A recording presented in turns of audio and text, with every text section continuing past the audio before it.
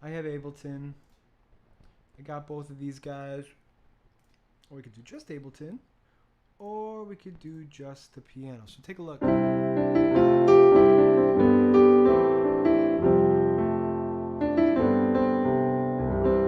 Okay, so 1,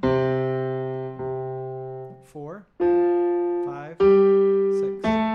So now if I just do it with one hand only, or here, it's clearer. Here. I think that needs to be a little bit darker.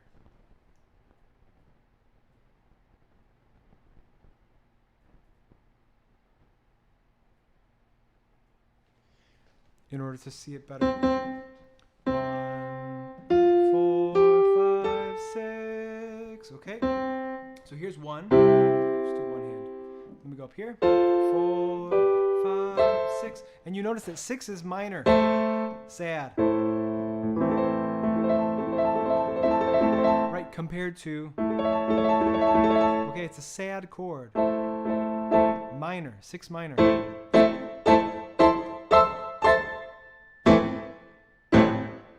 That's 6 minor. 5 major. That's a happy chord, right? So if that was minor, it would sound like this. Major, happy. Minor, sad. Okay? So we're at 6 minor, 5 major, 4 major, and 1.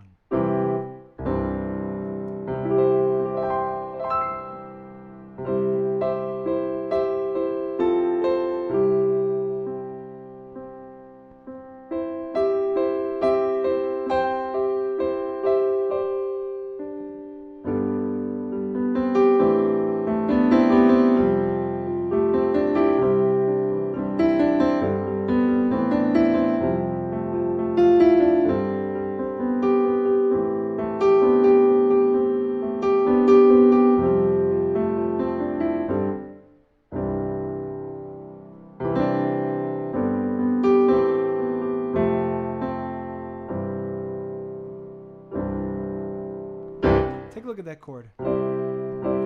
So what we have is we have octaves, same note, right? Actually up here too. So 3 octaves of C's. And then a D on top. And then when you fill it in, it has this nice blend. If you just play it straight, or even super straight, but then with a little bit of extra something. So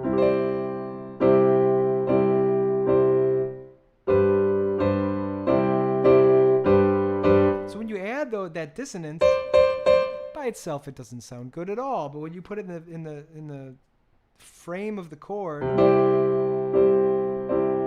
there's so many correct notes, then that wrong note doesn't stand out as much. But it gives it something. It gives it something extra.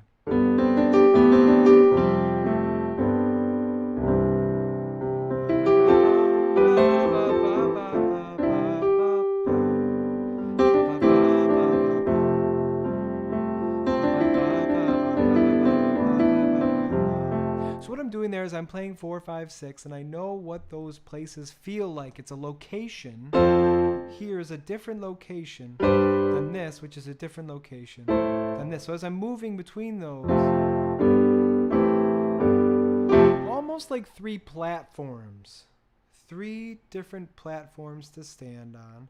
And as I'm standing on those platforms, as I'm trying to figure out where that bottom is going, it's going up, now it's going back down, now it's going back down, now it's going back up, now it's going back up.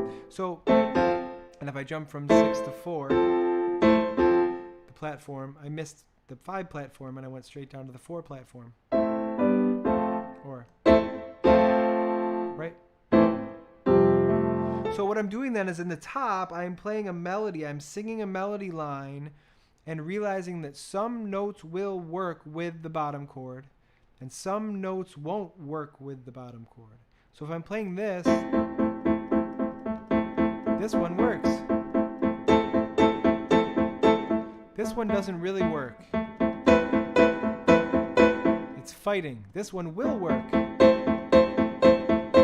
This one will be fighting. This one will work. So I know that because the chord is A, C, and E. So then if I have A, C, and E up here, if I have A, C, and E up here, and I'm playing these as a melody note, then that it always works because I'm playing literally the same notes that I was just playing down here. Right? But if I play this note, it fights immediately. But if I play it in between the times that I'm playing this chord, then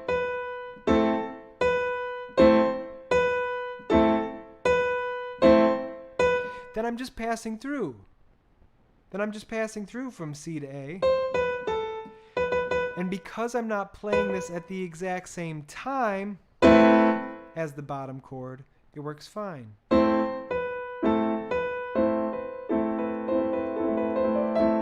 There's a song,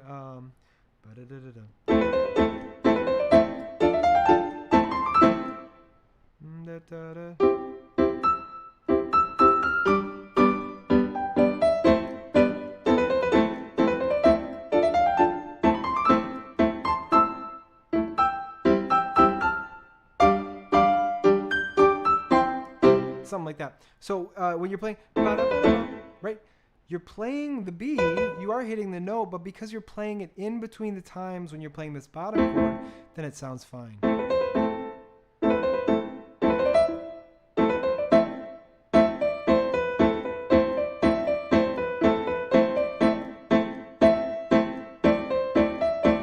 And in fact, I don't even mind that. It's a little bit, it's fighting a little bit, but it's not horrible.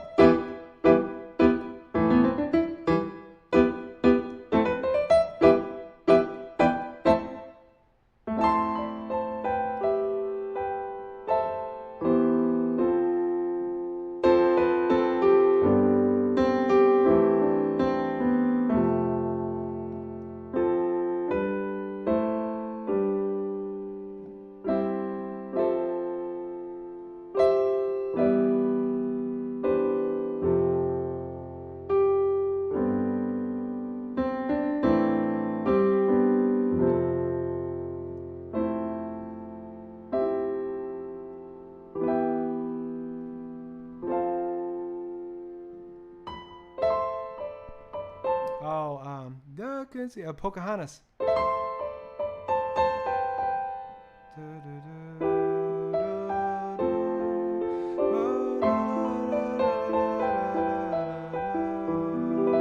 So that's 6 minor.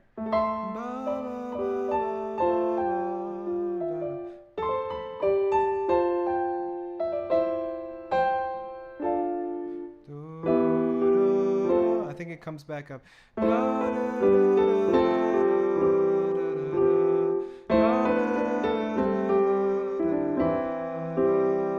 That's probably what it is. 6, 5, 3,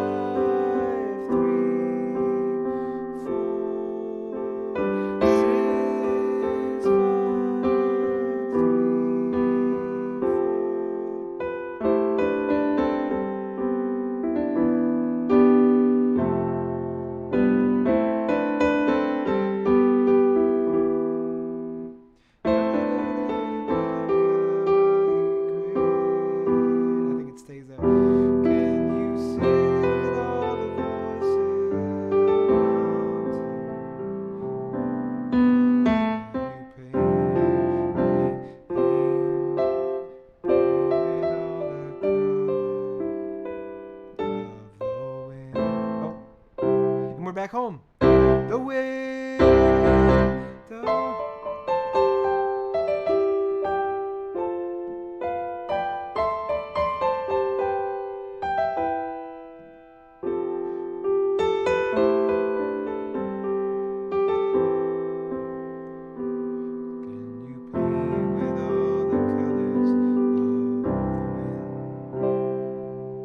And so then there we are again with that guy. You can play it straight.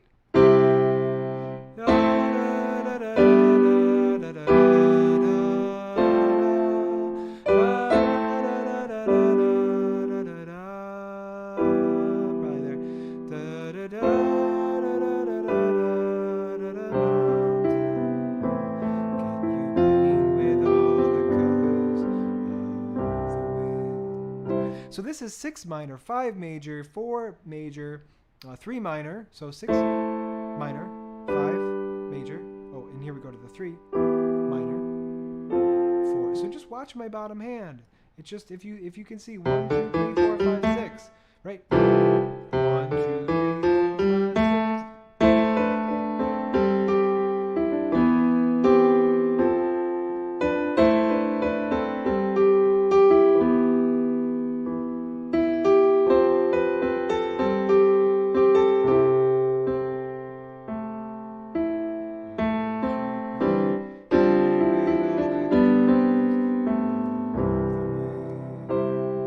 So keep in mind when you're writing songs, you're using the same chords that everybody else does, unless you are a new thinker or unless you are a classical person who plays outside the boundaries of this kind of neat package of pop music.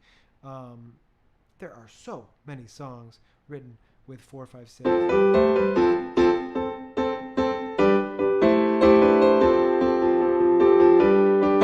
Or 4, 5, 6, 1.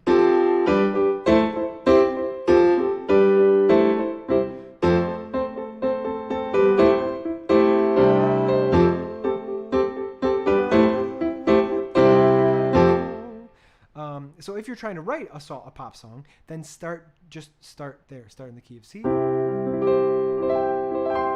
I'm just doing this, but fancy. But this is what I'm doing. And here, and here, and here. So it's all white notes. And then if you look at your bottom hand, 1, skip the 2 and the 3, go to the 4, go to the 5, and go to the 6. And you're just playing triad, which means you play every other note. So every other note, and then scoot this up to here, the bottom of it. Scoot it up to here, and then play that again. Skip every other, and then move up, and then move up. So I'm doing that, but then I'm just flipping it over, right? So instead of this, I can do this. C's not on the bottom anymore. It's up here now. That's called an inversion. If you just imagine a gymnast, somersaults, flipping over. It's still the same gymnast, but they're putting their feet above their head.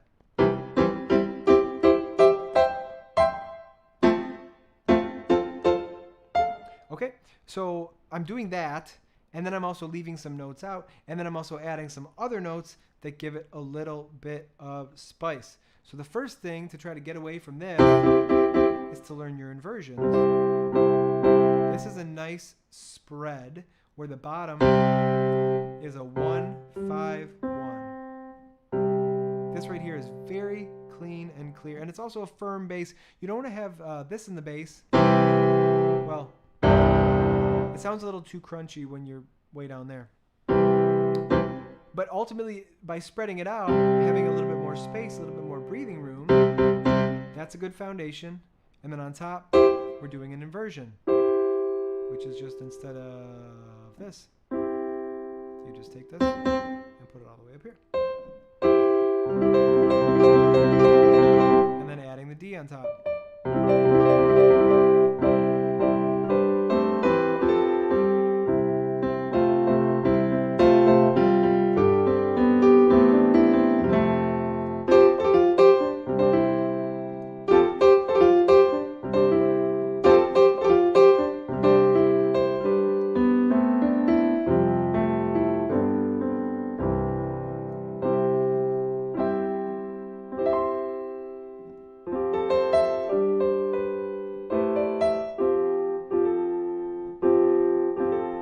Kind of nice. Dissonance and then resolve. Right? It's fighting, then it relaxes. It's fighting, then it relaxes. Fighting, and then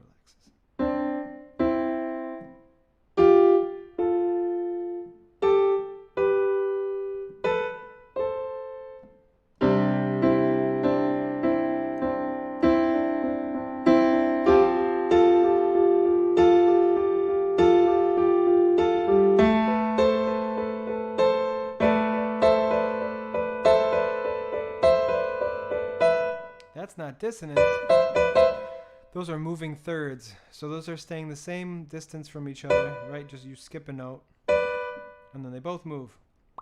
And then they both move. You can do it with sixths. You can do it with thirds. You can do it with fourths and fifths, but it doesn't sound that great. Well, and that sounds kind of... That kind of stuff is used in music for sure. Maybe not pop music, but for sure. Those are called passing fifths, and you're basically taught in music school to not do that. Not allowed. But, of course, some people make it work. I typically don't do that. I do sixths, and I do thirds. And they're really the same thing. Because that sixth, if I take this B and I put it down there, it's a third. So it's really the same thing. It's just, again, flipped on its head. It's in like an inversion. Okay? And one thing you'll notice, too, is that up here, I keep this part of my hand kind of locked in place.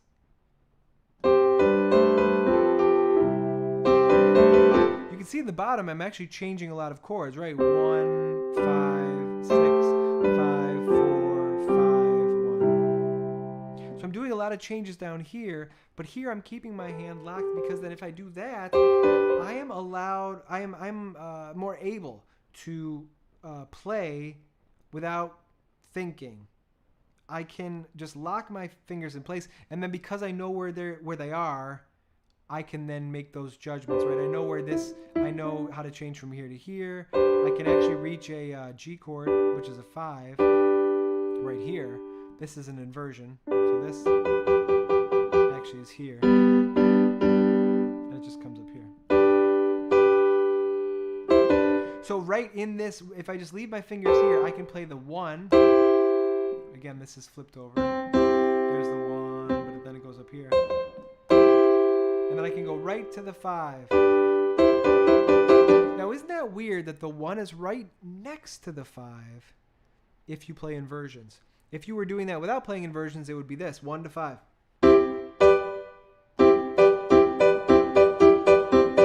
Right, that feels like we're all over the place. But if you play inversions, they can be right next door to each other. And then also the 1 can be higher than the 5.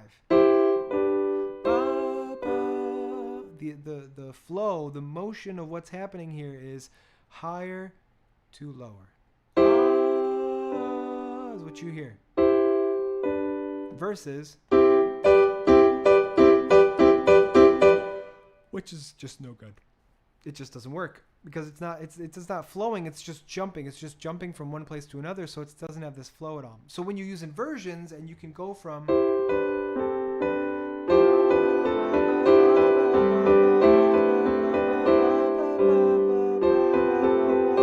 I'm just keeping my finger here and I'm going from 1 to 5 to 4 to 5 to 1 to 5 to 4. And then really what I did there is instead of playing a 1,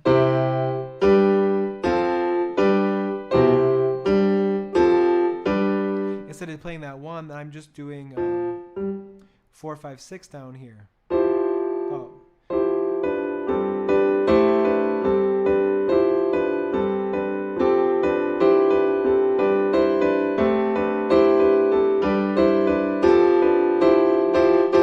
So this is so weird. But it works. Where you're playing the 1 chord, but you put the 4 in the bottom. Now if I just hit it hard, it's not really pretty, but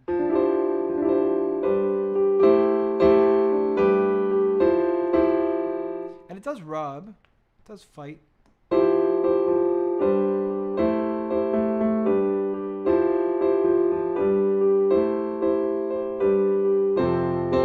And you could even slightly change it to really just become an F chord. But this, okay, so in the bottom, this is the same thing where it's just the foundation, but here I've got the C's, and so it's kind of like I'm playing this, the triad, the F, right? But then I get rid of the F, a G, which is a second for this one. Kind of like how we did this. This. Same kind of thing for the F.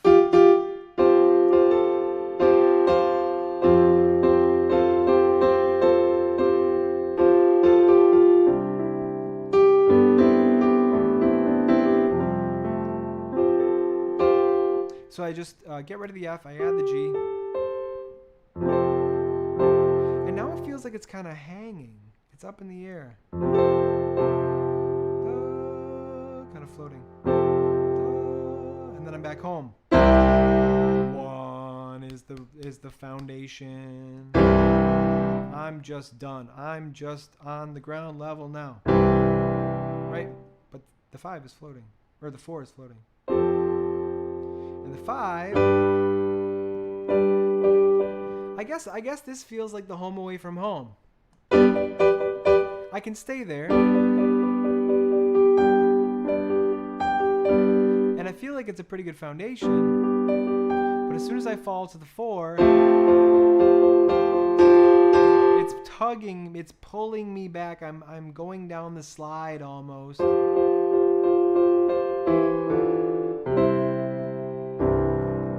To 1. So the 5 is almost like the home away from home, where you can rest there a little bit more, or it feels like a different kind of platform where you can stay there a little bit longer, vacation home. But then eventually you got to go back. Back down to 1. I hope you've enjoyed this. If you've gotten this far, wow. And leave a comment. Tell me who you are, and tell me you got to the end.